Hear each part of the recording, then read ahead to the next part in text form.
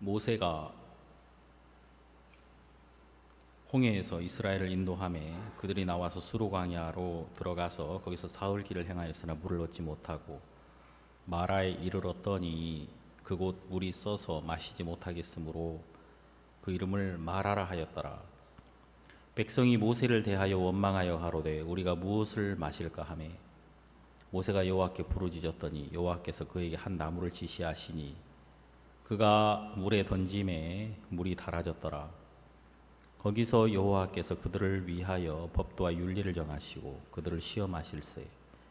가라사대 너희가 너희 하나님 나 여호와의 말을 청종하고 나의 보기에 의를 행하며 내 계명에 귀를 기울이며 내 모든 규례를 지키면 내가 애굽 사람에게 내린 모든 질병이 하나도 너희에게 내리지 아니하리니 나는 너희를 치료하는 여호와임이니라. 26절까지 읽었습니다.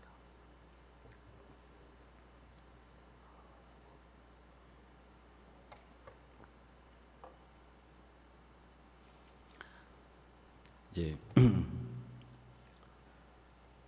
우리가 이제 이 성경을 보면은 이 성경은 우리가 알 수 없는 우리의 모습을 정확하게 보여주시거든요. 우리가 무엇을 알고 있다고 생각하지만 잘못 알고 있는 경우가 굉장히 많죠. 근데 이제 잘못 알고 있는데도 그걸 확신해 버리면 그 사람이 잘못된 주장을 계속해서 세우면서 자기를 파멸시키고 또 자기 때문에 주변에 있는 많은 사람들을 파멸시키는 것을 볼 수가 있죠. 예를 들자면 공산주의 같은 경우에 이제 공산주의자들이 말하는 그 안정이라는 것, 그것은 공산화를 의미한단 말이에요. 공산화. 그러니까 이제 모든 것이 공산화되는 것, 그러니까 그 소유가 균등하게 배분되는 것, 그것이 모든 안정의 시작이다, 이렇게 이제 생각을 한단 말입니다. 그래서 공산화되지 않은 상태는 그것을 안정이라고 생각을 하지 않거든요. 그러니까 이제 가장 먼저 있는 사람의 것을 빼앗아야 되는 거죠. 자본주의 같은 경우는 우리가 뭐 이렇게 부를 축적하는 것, 이런 것이 가장 중요한 거잖아요. 사람들이 열심히 사는 이유도 부를 축적하기 위해서 열심히 사는 것이거든요. 공산주의자들이 볼 때는 자본주의는 완전히 잘못된 것이죠. 부를 축적하는 것 자체가 이 사회를 썩게 하는 것이라고 생각을 하는 거니까. 그러니까 이제 공산주의자들이 생각하는 옳은 것과 자본주의자들이 생각하는 옳은 것은 완전히 다른 거죠. 그러면은 공산주의자가 옳으냐 자본주의가 옳으냐, 거기에 대해서 성경에서는 성경이 옳다라고 이야기를 하고 있단 말입니다. 이제 모든 사람들은 다 자기 잣대를 가지고 있거든요. 우리 인간들이 선악을 알게 하는 나무 열매를 먹은 그 순간부터 우리 인간들은 다 자기가 자기의 선악을 알게 됐어요. 그러면서 선악의 자기 기준이 다 그 사람들 마음속에 생겼단 말이에요. 사람들 마음속에. 그래서 우리는 옳게 여기는 것이 서로 다 달라요.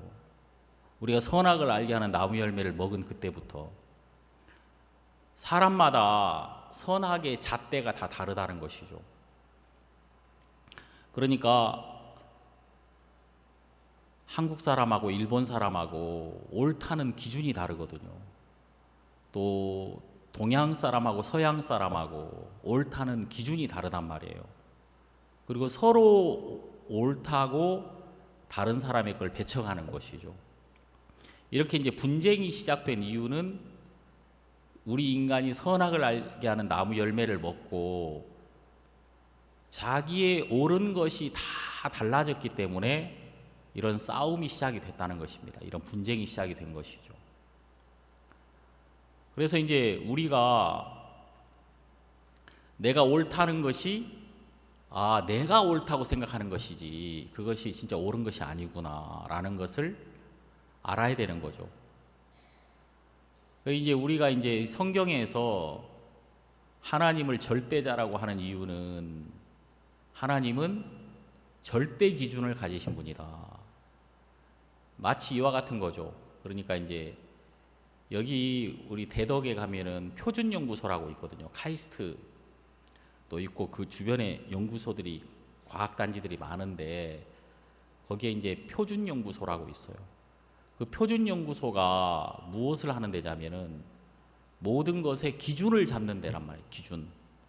예를 들자면 1m짜리 잣대가 있는데 그 잣을 여러 공장에서 만드는데 조금 차이가 있는 거예요. 서로 다른 공장에서 잣을 만들다 보니까 그 자가 말입니다.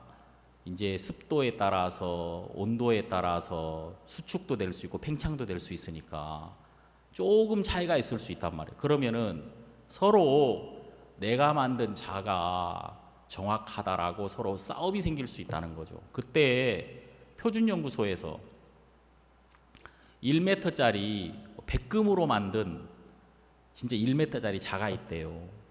그 백금이 이제 온도 변화에 따라서 습도나 이런 변화에 따라서 수축하지도 않고 팽창하지도 않는데요. 그래가지고 가장 정확한 1m짜리를 만들어 놓는다는 거죠. 그러면 서로 사람들이 분쟁할 때 그 표준연구소에 있는 자의 그 기준점에 그 기준이 되는 그 자에 비교를 해보면 거기 대보면 어느 것이 진짜인지를 어느 것이 바른지를 알 수가 있는 것이죠. 이 성경을 독일어로 캐논이라 그러는데 그 캐논이라는 말의 의미는 막대자라는 의미입니다. 막대자. 그러니까 진짜 옳은 것이 무엇이냐, 진짜 선이 무엇이냐, 진짜 악이 무엇이냐, 이런 것에 대해서 이 성경에 대보면 정확하게 알 수가 있는 거죠.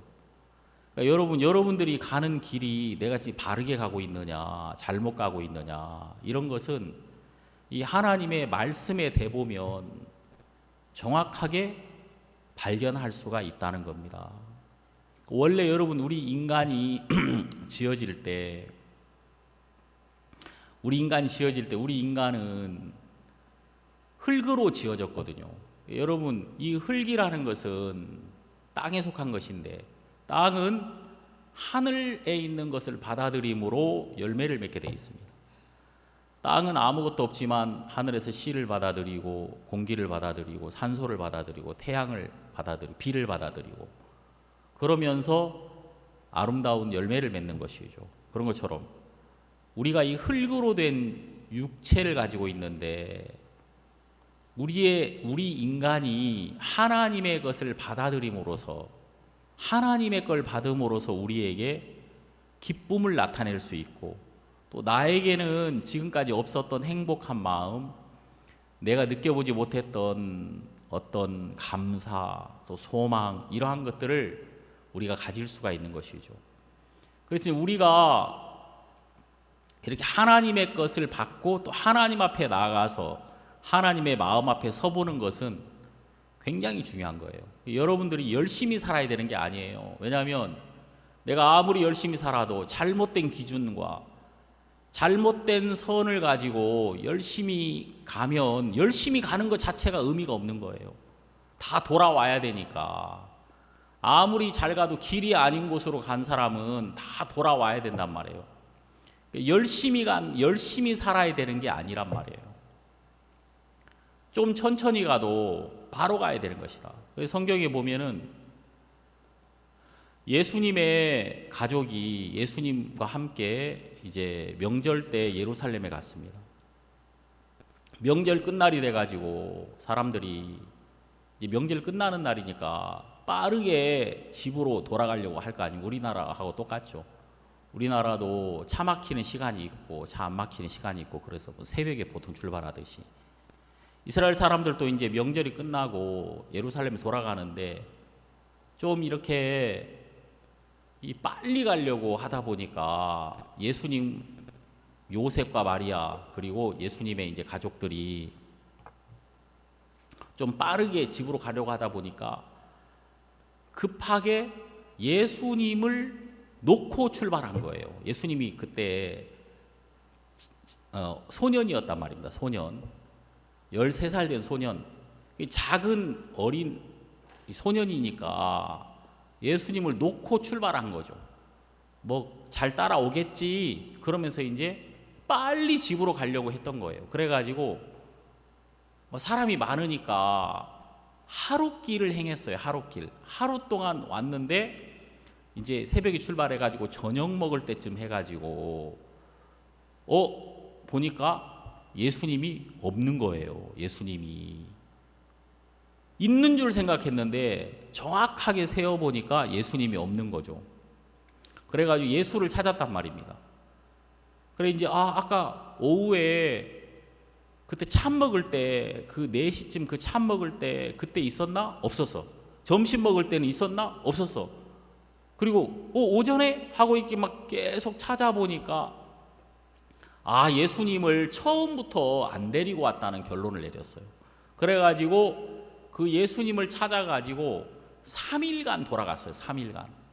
하루 빨리 가려고 하다가 3일을 다시 원점으로 돌아갔다 그 말이에요. 그런 얘기가 성경에 나와요. 누가복음에.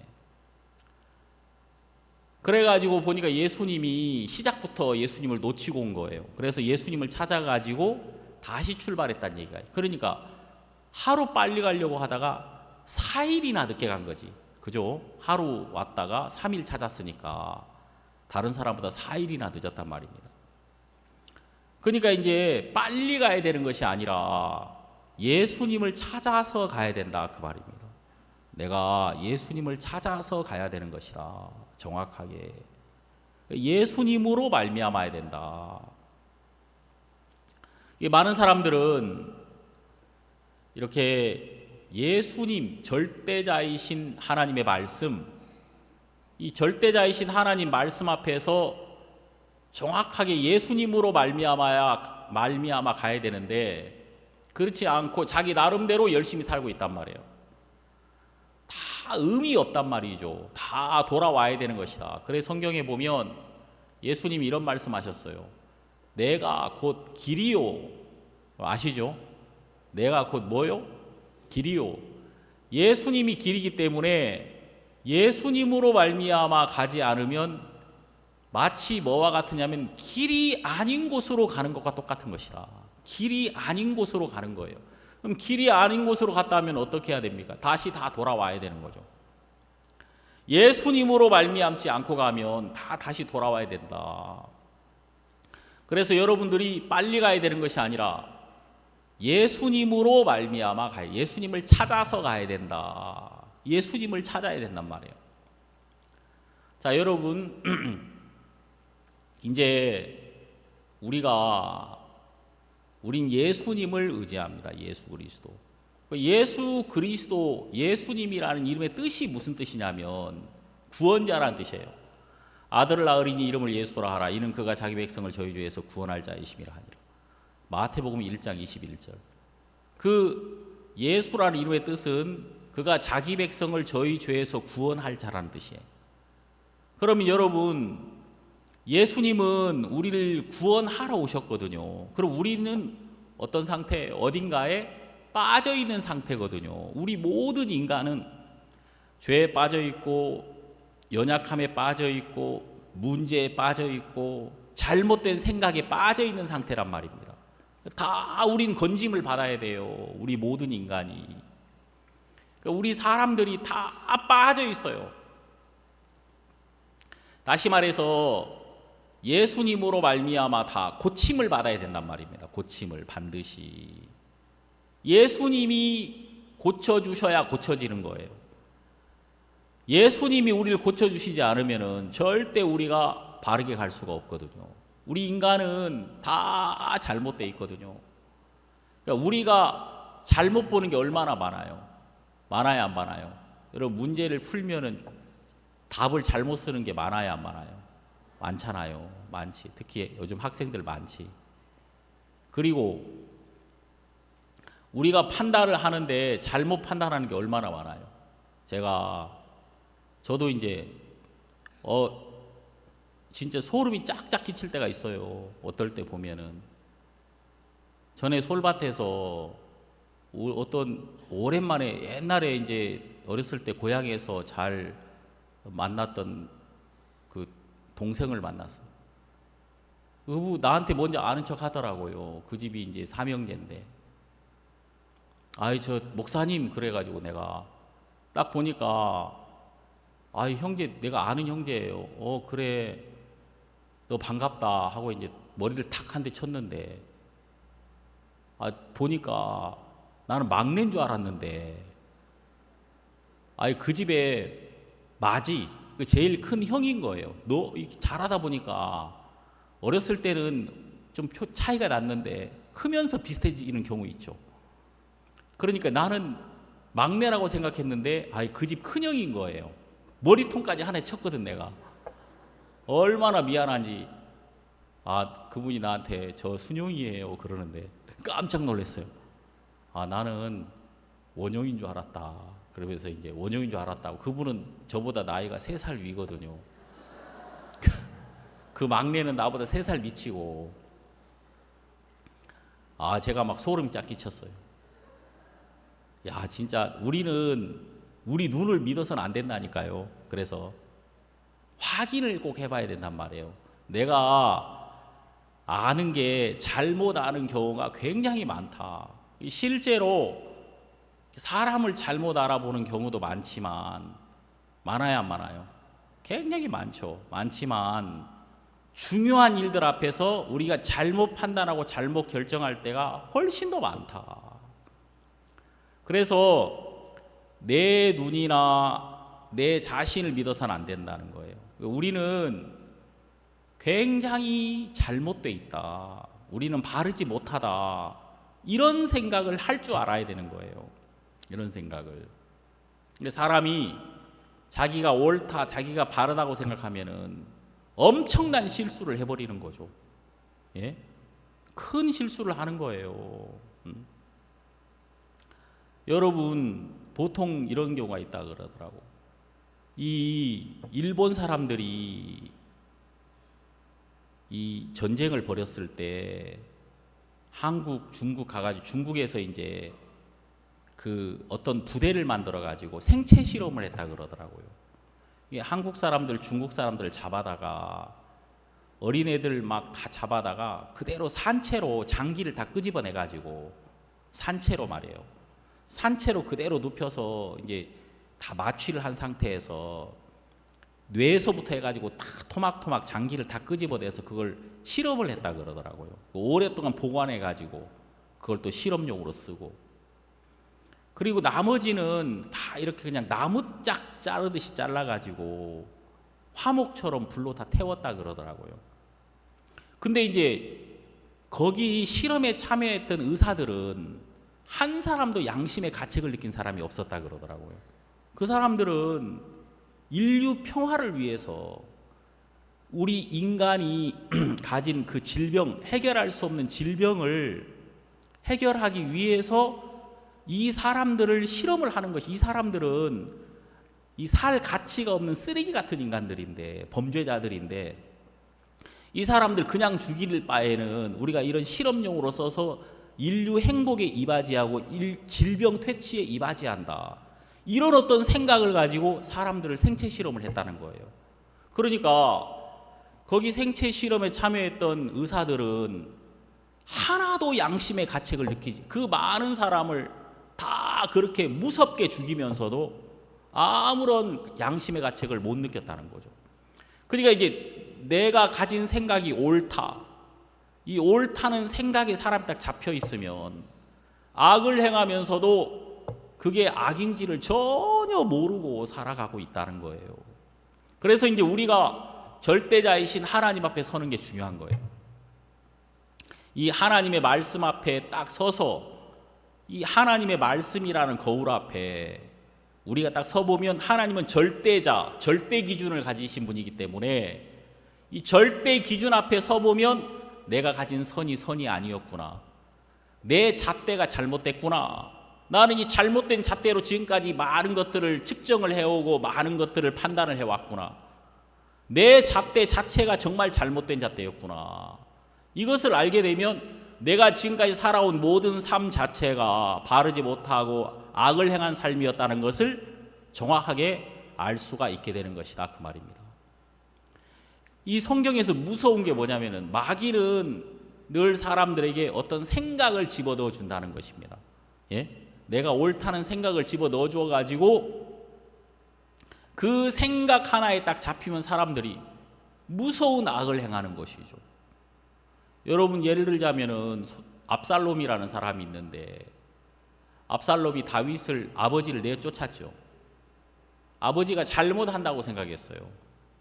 아버지가 좀 보니까 아버지가 실수도 좀 있고 나이가 들어가지고 좀 아버지 때문에 문제가 생기는 것 같아. 그런 어떤 자기가 아버지보다 잘한다는 마음이 압살롬에게 들어온 거죠. 실제로 마귀가 그런 마음을 만들기 위해서 압살롬이 하는 일은 실수가 없는데 다윗이 하는 일은 마치 잘못되어 있는 것처럼 막 그런 마음들이 압살롬에게 많이, 또 실제로 사람들이 볼 때 이번 일은 압살롬 왕자님이 훨씬 옳았다고, 다윗 왕이 좀 틀렸다고, 그런 것들이 실제로 좀 나타나고. 여러분, 아무리 잘못돼도 아버지는 아버지고 아들은 아들인 것이거든요. 이게 이제 뭐 잘하고 잘못하는 것에 의해서 아버지와 아들이 뒤바뀔 수는 없는 것이란 말입니다. 근데 마귀가 압살롬을 높였죠. 그러면서 이 압살롬이 왕이 되려는 마음을 가진 거예요. 아버지를 내쫓고. 그래가지고 아버지를 내쫓고 압살롬이 왕이 됐어요. 결국은 압살롬을 따르는 많은 사람들이 있었죠. 근데 딱 왕이 되자마자 사람들이 다 압살롬이 뭐라고 말하냐면, 이거 이제 당신의 아버지의 처들, 후궁들과 동침을 해라. 아버지의 첩들과 동침해라. 이렇게 말합니다. 그래서 당신 아버지의 모든 것들을 다 관리하고 당신 아버지의 모든 것들을 장악했다는 것을 온 백성에게 보여줘라. 그러니까 이제 그 이야기를 딱 압살롬이 들었을 때 그 많은 사람들이, 그 간신배들이, 이제 압살롬을 왕으로 세운 사람들이 두려운 마음이 있었던 거예요. 왜냐하면은 아버지와 아들 사이니까 아들이 양심의 가책을 가지고 아버지께 가서 아버지 내가 정말 잘못했습니다 해버리면은 그냥 아버지와 아들은 쉽게 하나가 될 수 있는 관계거든요. 근데 만일 지금 압살롬이 반역을 했는데 이 압살롬이 아버지에게 돌아가서 아버지 제가 잘못했습니다 해버리면은 압살롬과 아버지 사이는 회복되겠지만 그 압살롬 추종했던 많은 반역자들은 다 죽을 거기 때문에 이 압살롬을 따랐던 사람들이 절대 자기가 세웠던 압살롬이 다시 다윗 왕과 이 아들 압살롬이 관계를 회복해서는 안 되거든요. 그래서 이제 어떻게 하든지 관계를 회복하지 못하게 하기 위해서 압살롬이 아버지의 처들과 동침을 해버리면은 다시는 아버지 얼굴을 볼 수 없거든요. 그래서 이제 그런 어떤 모사를 꾸며가지고 그런 짓을 하게 한 거죠. 실제로 압살롬이 그렇게 했어요. 그렇게 했죠. 그래서 이런 모든 것들이 악한 마귀가 압살롬에게 네가 잘해, 네가 옳아, 네가 맞아, 이렇게 자기를 믿게 하면서 악을 행하기에 담대하도록 그렇게 압살롬을 이끌어 갔다는 것을 우리가 성경에서 알 수가 있는 것이죠. 그래서 여러분, 이 성경에서는 회개하라는 말이 많아요. 회개하라. 이 회개라는 말이 무슨 뜻이냐면요, 회개하라, 회개해야 돼. 회개라는 것은 죄를 발견하는 거예요. 죄를 발견하는 것. 그러니까 정말 우리 모든 인간이 얼마나 잘못된 생각에 빠져 있는지, 우리 인간의 상태 자체가 이미 고장난 상태라는 것을 발견하라는 것입니다. 자, 우리 성경 한번 창세기 6장 5절을 보겠습니다. 창세기 6장 5절.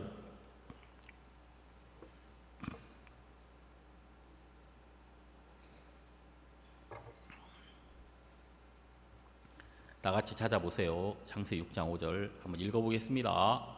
시작. 여호와께서 사람의 죄악이 세상에 관영함과 그 마음의 생각의 모든 계획이 항상 악할 뿐임을 보시고.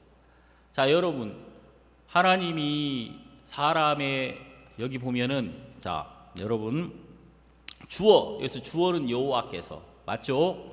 그 다음에 주어 동사는 뭐예요? 보시고. 예? 맨 시작이 여호와께서로 시작하고 맨 마지막이 보시고로 끝나죠? 그래요, 안 그래요? 그죠? 그럼 여호와께서 보시고. 그러니까 이거는 인간이 어떻게 보았다는 것이 아니에요. 사람은 다 생각이 틀리니까. 근데 절대자이신 하나님이 이렇게 보셨다, 그 말입니다. 그러면 하나님이 사람을 보니까 사람의 죄악이 세상에 관영함과, 이 관영하다는 것은 어떤 의미냐면 가득 꽉 차 있다, 그 말이에요. 관영, 꽉 차 있다. 빈틈없이 꽉 차 있다. 관영이에요. 그 사람의 죄악이 세상에 관영함과 그 마음의 생각에 모든 계획이 항상 악할 뿐임을 보시고.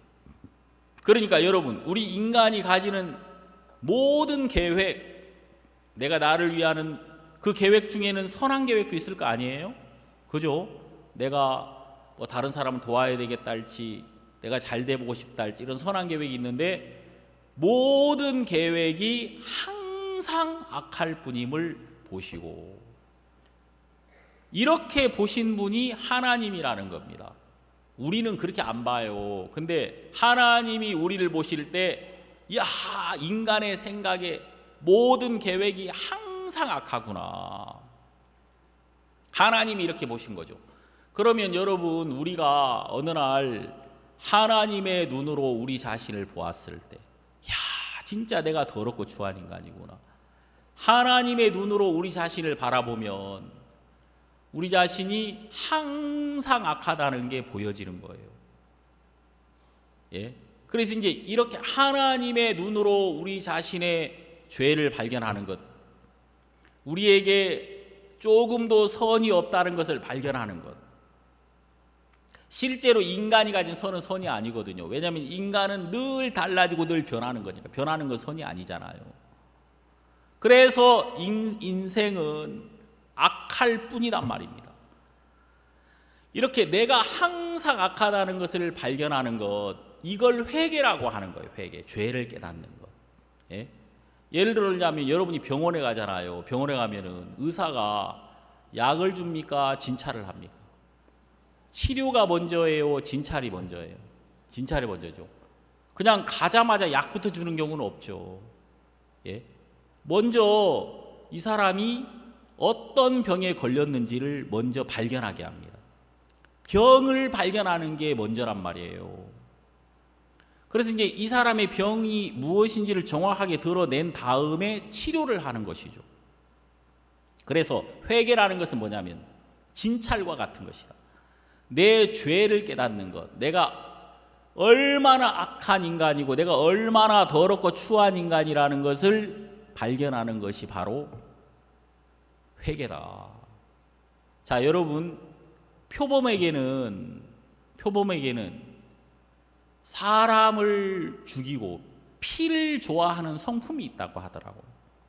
자, 표범을, 근데 이제 옛날 아프리카에서 어린 아이들이 이렇게 정글에 나갔다가 표범 새끼를 주워왔단 말이에요.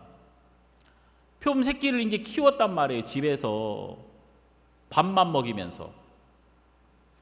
얘들이 어렸을 때 너무 예뻐 보이고 너무 귀여워 보여서 그냥 키웠는데 어느 날 이 아이들이 이게 이제 크는데 그 추장은 이 표범을 버려라, 이 새끼를 버리라 그러는데 너무 귀여우니까 못 버리는 거예요. 이 표범 새끼들이 그 집에서 아이들과 함께 잘 자라기 시작했단 말이에요. 이제 어느 정도 몸집이 커졌어요. 어느 몸집이 커지니까 이 아이를, 이 표범을 데리고 이제 사냥을 나갔단 말입니다. 함께 사냥을 나가다가 바위를 뛰어넘다가 거기 아이가 무릎이 까지면서 피가 났어요. 표범이 그 자기와 함께 살았던 아이의 상처를 핥기 시작했습니다.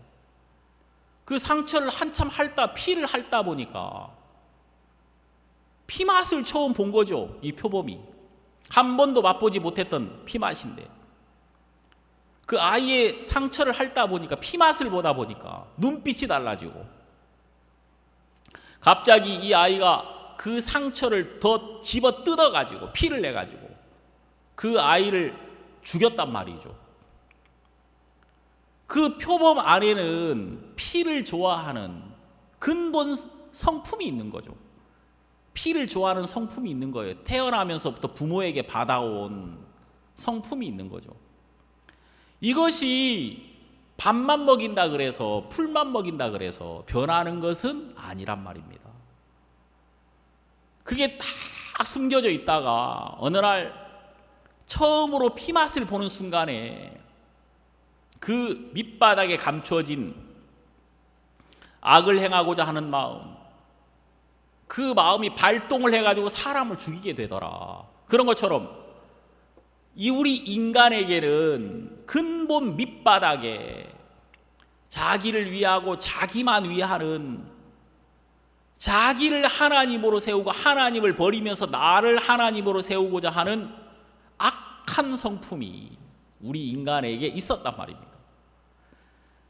근본 하나님을 버린 인간을 하나님은 악하게 보는 거예요. 악하게. 그리고 여러분, 인간이 그냥 괜찮아 보여도 결정적인 순간이 되면 인간이 악을 행하고 하나님을 대적하는 일을 할 수밖에 없단 말입니다. 그래서 여러분들이 이제 뭘 알아야 되냐면은 우리는 우리 인간 자체가 이미 처음부터 부패되어 있고 처음부터 악한 상태였다는 것을 알아야 되는 것이다. 우리 인간이 첫사람 아담이 하나님을 버리면서부터 그 아담으로 말미암는 우리 모든 인간은 근본 죄에 빠져 있고 악한 자에게 잡혀 있고 사단에게 잡혀 있는 상태였다는 것을 우리가 알아야 되는 것이다.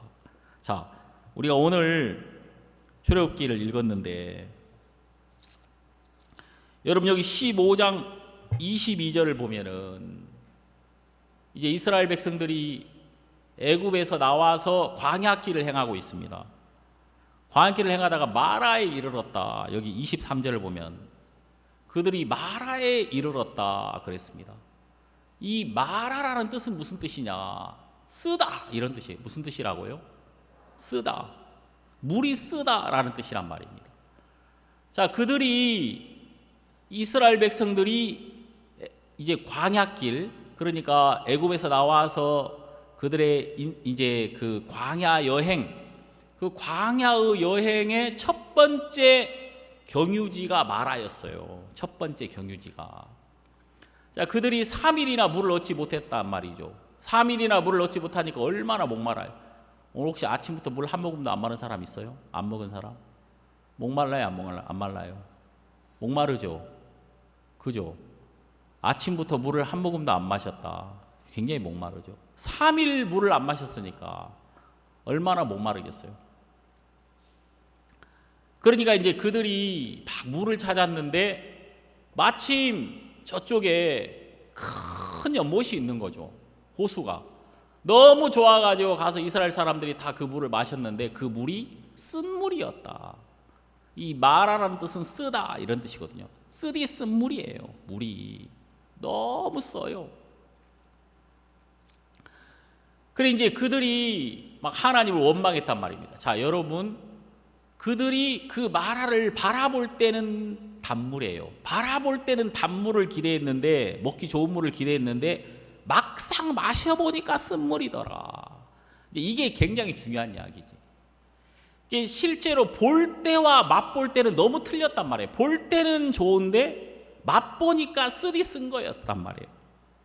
이게 뭐냐면 우리 인생을 의미하고 있는 거예요. 우리는 늘 이 세상을 단물로 바라보거든요. 우리가 바라보는 건 좋은 걸 기대해요들.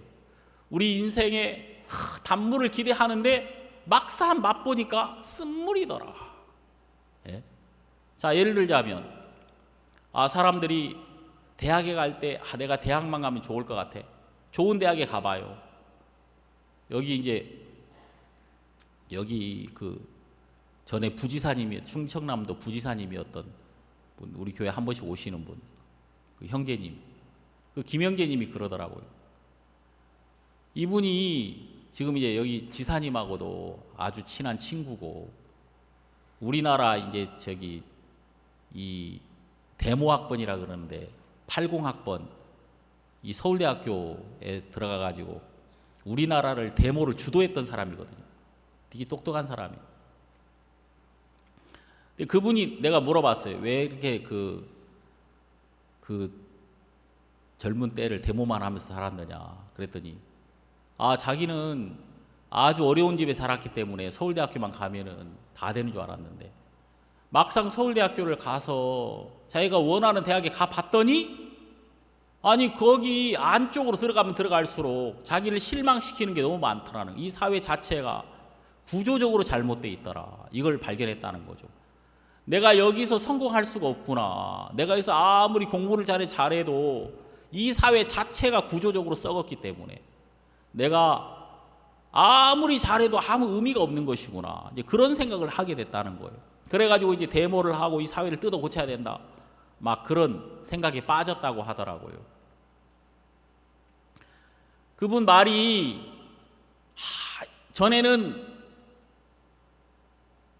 단물로 보였는데 서울대학교만 들어가면 된다는 이런 생각이 있었는데, 이게 단물이라고 생각했는데 막상 그 안에 들어가 보니까 이게 쓴물이더라.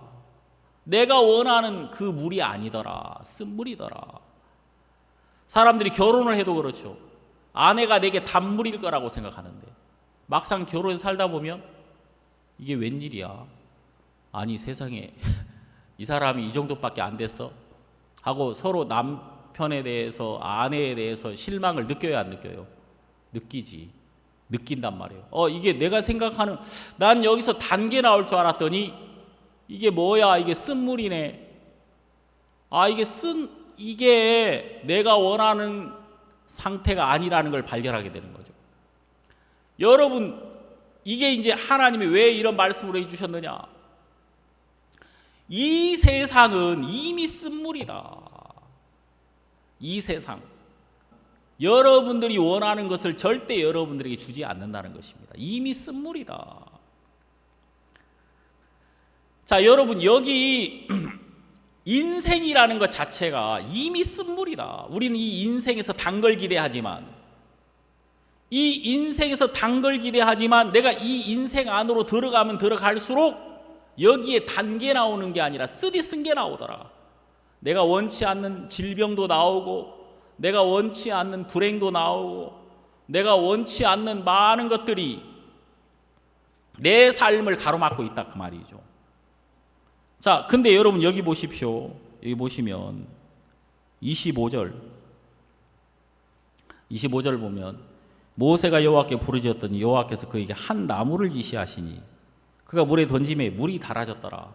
자, 여러분 여기 보세요.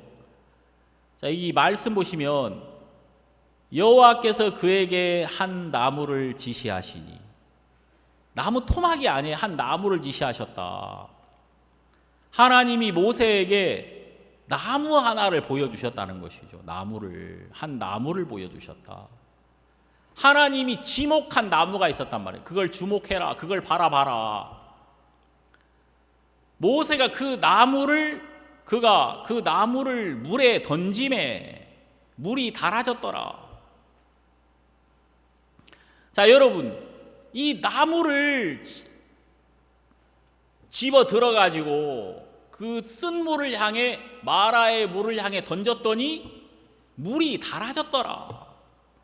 자, 그 이야기가 지금 여기 아주 짧은 이야기 나오잖아요. 출애굽기 15장 25절에. 굉장히 단순하고 짧은 이야기인데 이게 굉장히 큰 의미가 있는 이야기예요. 자, 우리 성경을 한번 봅시다. 성경 베드로전서 2장 베드로전서 2장 24절.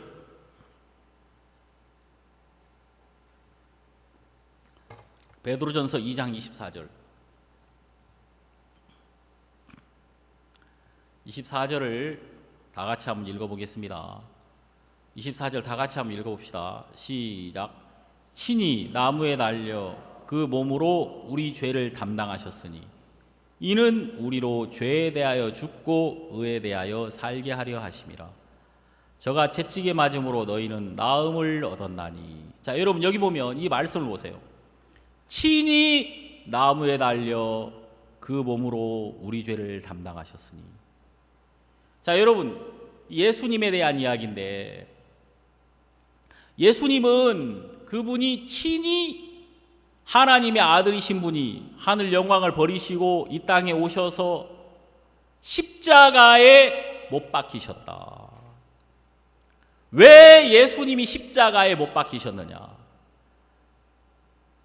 여기 나와 있는 것처럼 이는 우리로 죄에 대하여. 자, 여기 보면 여러분 그 나무에 그 몸으로 우리 죄를 담당하셨으니. 자, 거기 담당하셨으니 거기다 줄을 한번 쳐봐요. 죄를 담당하셨으니 거기다 줄을 쳐보세요. 자, 여러분 하나님은 여러분과 저의 죄에 대한 담당자로 예수님을 세우셨단 말이에요. 예수님의 십자가는 바로 우리의 죄가 담당된 곳이다. 그 십자가의 말입니다. 모든 죄가 다 담당된 곳이다. 그래서 예수님 십자가에서 여러분과 저의 모든 죄를 짊어지시고 십자가에 못 박히심으로 죄를 담당하셨다. 책임지셨다. 그 말입니다. 책임지셨다. 죄는 우리가 지었는데 하나님께서 우리 죄에 대한 담당자로 예수님을 세우셨기 때문에 죄는 우리가 짓고 벌은 예수님이 받으셨단 말이에요. 왜? 예수님은 우리 죄에 대한 담당자이셨으니까. 자, 그래서 십자가에 못 박히심으로, 십자가에 예수님 못 박히실 때 우리의 죄도 함께 못 박혔다. 우리의 질병도 함께 못 박혔다. 그 십자가를 바라보면 십자가에 죄가 못 박혀 있고 우리의 질병이 못 박혀 있고 우리가 받아야 될 모든 저주가 십자가에 못 박혀 있다. 그 말입니다. 십자가에.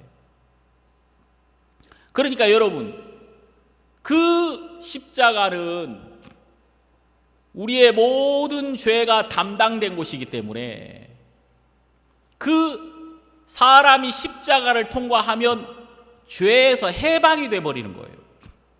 십자가에 우리의 죄가 완벽하게 못 박혀 있고 우리의 저주, 우리 질병이 십자가에, 하나님 십자가에 다 못 박아버렸기 때문에 모든 것이 십자가를 통과할 때 죄가 끝나고 질병이 끝나고 저주가 끝나버린단 말입니다. 십자가를 딱 통과했을 때 우리는 죄가 끝나고 의가 시작되며 심판이 끝나고 영생이 시작되고 모든 슬픔이 끝나고 기쁨이 시작되는 곳이 바로 십자가란 말입니다. 우리 찬송가에 있죠. 찬송가 여러분 우리 내영이 노래 나의 죄 다 사하시며 모든 더러움 다 씻으사 하늘나라 열리는 곳 험한 십자가 거기로다. 험한 십자가 그 아래서 모든 어려움 해결되리. 기쁨 만족 넘치는 곳 험한 십자가 거기로다.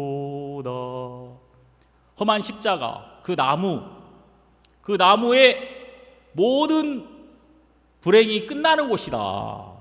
자, 그럼 여러분, 왜 하나님이 한 나무를 지시하셨는가? 그 나무, 하나님이 지시한 한 나무는 십자가를 의미한다 이 말이에요. 출애굽기 15장에 나오는 하나님이 지시한 한 나무가 있는 거예요. 놀라운 것은 이 땅에 하나님이 모세가 그 나무를 바라보기를 바랬어요. 그 나무에게 소망을 두게 되기를 바라고 나무만 쳐다보게 되기를 바랬단 말입니다. 그리고 그 나무는 소망이 되어서 그 쓴물에 던져졌고, 그 나무가 그 쓴물에 던져지는 순간에 물이 달아졌더라. 그 쓰디쓴 물이 그 나무로 말미암아 온전히 달아. 그 나무에는 모든 쓴물을 달게 하는 능력이 있었던 것이죠. 그 나무는 모든 목마른 이스라엘 백성들을 그 목마름에서 해결해 주는, 그 모든 사람들을 그 갈증에서 시원하게 해주는 그런 힘이 그 나무에 있었다는 것이죠. 그래서 그 나무로 말미암아 그 물이 달아지고 모든 사람들이 목마름에서 건짐을 받은 이런 놀라운 이야기가 여기 나오고 있다. 여기서 말하는 이 나무, 모세가 하나님이 지시하셔서 모세가 그 나무를 그 물에 집어 넣었는데, 그 나무는 바로 베드로전서 2장 24절에 나오는 친히 나무에 달려 그 몸으로 우리 죄를 담당하셨으니, 이 나무를 의미하고 있다 그 말입니다. 십자가를 의미하고 있는 것이다. 십자가. 자, 여러분, 여기 보면 뭐라고 나옵니까? 베드로전서 2장 24절을 보면 친히 나무에 달려 그 몸으로 우리 죄를 담당하셨으니 이는 우리로 죄에 대하여 죽고 의에 대하여 살게 하려 하심이라. 자, 여러분, 예수님의 십자가는 우리로 하여금 죄에 대하여 죽고 의에 대하여 살게 하는 능력이란 말입니다. 우리 십자가를 바라보면 십자가가 어떤 역할을 하느냐면요, 여러분 마음속에, 자, 잘 보세요. 쓴물이 있어요. 그 쓴물에 나무를 던지는 순간에 이 물이 단물로 바뀌었단 말이에요. 단물로. 그런 것처럼 여러분의 마음은 쓴물이었다 그 말입니다. 우리 인생의 마음은 악이 가득하고, 사람들이 여러분을 맛보고 기쁨을 느끼는 게 아니라 여러분을 맛보고 고통을 느끼고 여러분을 맛보고 괴로움을 느끼는 쓴물이었단 말이죠. 우리의 마음은 쓴물이었다. 죄를 솟구쳐내는, 악을 솟구치는 쓴물이었다. 근데 여러분, 우리 마음을 열고 예수 그리스도를 받아들이는 거예요. 예수 그리스도의 십자가를 우리 마음에 받아들였을 때, 이게 뭐냐면 나무를 그 마라의 쓴물에 던지는 거죠. 그 나무를 받아들일 때 그 나무가 그 쓴물을 단물로 바꾸는 것처럼, 여러분이 예수 그리스도를 여러분 안에 받아들였을 때, 예수 그리스도를 받아들일 때, 예수 그리스도가 여러분에게 어떤 일을 하느냐? 죄에 대하여 죽고 의에 대하여 살게 하는 일을 하셨던 것입니다. 여러분, 이 물이 달아지려고 애를 썼어요? 아니죠. 그죠? 이 물이 변하려고 애를 썼습니까? 아니에요. 이 물은 아무것도 하지 않았어요. 하나님이 이 물을 향한 계획을 가지시고 이 물을 병케 하시는 능력을 지시하시고 그것을 그 물에 던지게 했던 것처럼, 여러분, 우리를 바꿀 수 있는, 우리를 변화시킬 수 있는 능력이 우리에게는 전혀 없었다는 것이죠. 근데 어느 하나님께서 이 땅에 그리스도를 던지셨단 말이에요. 이 땅에 예수 그리스도가 던진 바 되어서 하나님으로 말미암아 이 땅에 오셨죠. 그리고 여러분, 이 땅에 오신 예수 그리스도가 이제 우리가 예수 그리스도를 믿음으로 우리 마음에 영접되었단 말입니다. 이 성경이 뭐라 그랬느냐? 영접하는 자. 요한복음 1장에 영접하는 자 곧 그 이름을 믿는 자들에게는 하나님의 자녀가 되는 권세를 주셨으니, 영접하는 자, 그리스도를 여러분이 여러분의 마음에 영접했을 때 그리스도 그분 안에는 우리를 달게 하는 모든 쓴 독을 제거하는 능력이 그리스도 안에 있었다. 그 십자가에 있었다. 그래서 여러분들이 그리스도를 받을 때, 여러분이 애를 쓰지 않아도, 여러분이 그리스도를 믿을 때 그리스도로 말미암아 죄인된 여러분이 의인으로, 더러운 여러분들이 거룩한 자로, 쓴물이 단물로 바뀌는 것처럼 죄인이 의인으로, 악한 자가 거룩한 자로, 이렇게 예수 그리스도로 말미암아 우리가 변화되어 버린 것이다. 아멘. 큰 소리로 대답해 봐요. 아멘. 이거 얼마나 놀라운 이야기예요. 이런 이 말씀, 이런 이야기들이 얼마나 감사합니까? 예. 제가 어떤 책을 잠깐 읽어보니까 D.L. 무디라는 사람이 미국을 바꾼 사람, 2억 명한테 복음을 전했다 그러더라고. D.L. 무디라는 분이 2억 명한테. 이 D.L. 무디라는 분은, 그분이 18살 때부터 교회를 다녔대요. 1년간 교회, 어렸을 때 교회를 다녔는데, 근데 자기에게 성경을 가르치는 선생님이 있었다. 킴볼이라는 선생님이 있었다 하더라고. 그 킴볼이라는 선생님이 무디를 불렀대요. 어이 무디, 자네는 과연 예수님을 마음으로 믿고 죄 사함을 받고 거듭난 적이 있는가? 교회를 열심히 나오고 있었는데 교회를 왔다 갔다 하는 게 이런 게 중요한 게 아니고, 진짜 자네는 죄 사함을 받고 거듭난 적이 있는가? 미국에 가면 크리스찬이 있고 본 어게인 크리스찬이 있다, 이렇게 말을 하죠. 보통 본 어게인, 이 그냥 그리스도인이 아니고 본 어게인, 거듭난 그리스도인이냐? 넌 진짜 죄인에서 의인으로 마음이 한번 바뀐 그런 적이 있느냐? 그렇게 물어봤단 말이에요.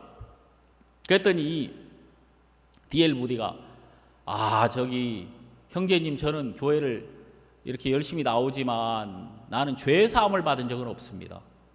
그날 그 킴볼이라는 사람이 이 D.L. 무디에게 복음을 전했다 그러더라고. 어떻게 죄 사함을 받는지, 어떻게 죄인에서 의인으로 바뀌는지. 여러분, 이것은 마음의 변화이기 때문에 그리스도께서 아무리 일해 놓으셔도 사람들이 마음에 안 믿으면 그만이거든요. 마음에 자기 생각을 계속 가지고 있는 상태는 안 믿는 상태거든.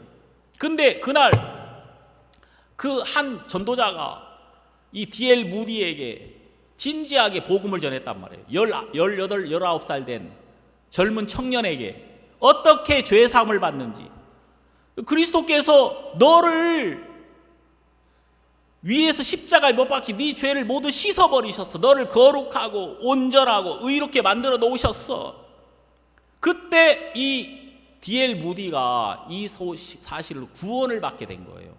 D.L. 무디란 이분은 공부를 별로 초등학교도 안 나왔다 그러더라고요. D.L. 무디가. 그래서 막 말을 하는 게 되게 급하고 전혀 문법에 맞지 않는 말을 막 했다 그러더라고요.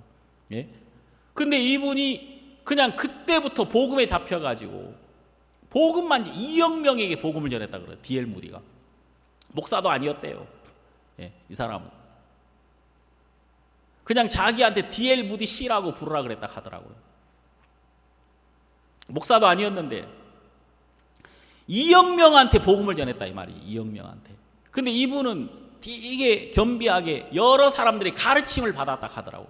영국에 가가지고 여러 가지 그 목사님들, 스펄전이랄지 이런 어떤 그 당시 이런 어떤 그 영국에서 이 영적 지도자 이 목사님들에게 진지하게 배웠다 그러더라고, 하나하나를. 그래서 복음을 계속 전한 거야. 이 복음을, 예수 그리스도의 복음을. 그러니까 이 D.L. 무디가 전하는 복음은 굉장히 예수 그리스도가 우리를 모든 죄에서 구원하셨고 우리를 거룩하고 온전하게 하셨다, 이 복음을, 이 성경 구석구석을 인용해가면서 끊임없이 복음을 전할 때 이분을 통해서 많은 사람들이 구원을 받았단 말이죠. 여러분, 우리가 이 성경을 보면은 그 나무를 던지니까 물이 달아졌더라 그런 것처럼 예수 그리스도가 이 땅에 오셨습니까? 안 오셨습니까? 오셨어요? 안 오셨어요? 크게 대답해봐. 예수 오셨습니까? 여러분 안에 여러분이 예수님을 받았습니까? 여러분 예수님 받았으면 여러분이 달아졌어요, 안 달아졌어요? 달아진 거예요. 우린 의롭게 된 거고 우리는 예수로 말미암아 온전히 달아진 것이다. 그럼 여러분, 내가 달아지게 되면 놀라운 게 뭐냐면 이 단물을 통해 내 주변에 있는 사람들이 다 목마름에서 해결될 수가 있는 거지. 내가 단물이 됐기 때문에 내 주변의 모든 사람들이 건짐을 받을 수 있게 됐단 말이죠. 이런 놀라운 능력이 우리에게 임하신 것이다. 그래서 우리가 출애굽기 15장 22절에서 26절을 보면은 이 예수님 오시기 수천 년 전에 있었던 일인데, 예수님 오시기 수천 년 전에 이미 하나님은 십자가를 준비하셨다. 하나님이 모세에게 보이신 그 나무는 바로 장차 이 땅에 세워질, 이 땅에 오실 그리스도가 못 박힌 그 십자가를 의미했던 것이다. 그래서 여러분, 이 성경 구석구석에는 미리 하나님의 뜻에 의하여 예수 그리스도가 숨겨져 있고 예수 그리스도가 세워져 있다는 것을 우리가 성경에 발견할 수가 있는 것입니다. 그리고 여러분들이 예수 그리스도가 모든 걸 달게 만들어 놓으셨구나, 이미 단물이 되었구나. 내가 볼 때 이게 쓰디 쓴 거라 할지라도 이미 그리스도로 말미암아 달아졌구나. 여러분이 이 사실을, 사람들이 말입니다, 내가 진짜 온전히 쓴물이 될 때 예수님으로 말미암아 온전히 단물이 되는 거예요. 그래서 여러분, 그 마음에 정확하게 내가 가장 악한 자가 되어버리면 예수 그리스도로 말미암아 가장 온전한 자로, 모든 사람을 복되게 할 수 있는 자로 하나님이 그 사람을 바꾸는 일을 하신다. 여러분 마음속에 그리스도께서 우리에게 이 일을 하심에 감사드리고 또 이 복음을 전하는 그런 여러분 되기를 바라겠습니다. 여기까지 말씀드리겠습니다. 기도하겠습니다. 하나님 아버지, 감사합니다. 우리를 건지셔서 구원받게 하시고 우리를 의롭게 하시고 우리를 변화시킨 주님께 감사드립니다. 우리 이 주님을 높이고 이 주님을 찬양합니다. 그리고 우리의 소망은 예수 그리스도 한 분에게 있습니다. 우리를 이끌어 주시고 오늘부터 있을 월드캠프를 복되게 하시며 우리 성도들이 오늘 더 부산 해운대에 가서 개막히 참여하는 이 모든 일에 아버지가 영광을 받으시고 아버지가 이끌어 주시며 우리 모든 성도들을 복되고 또 큰 기쁨을 오늘 우리 모두에게 허락해 주시옵소서. 우리 주님께 감사드립니다. 우리에게 예수님을 주셔서 감사드리고 우리 언제든 예수님으로 말미암아 하나님께 영광을 돌릴 수 있어서 감사드립니다. 우리를 이끌어 주심에 감사드리며 예수님 이름으로 기도드렸습니다. 아멘.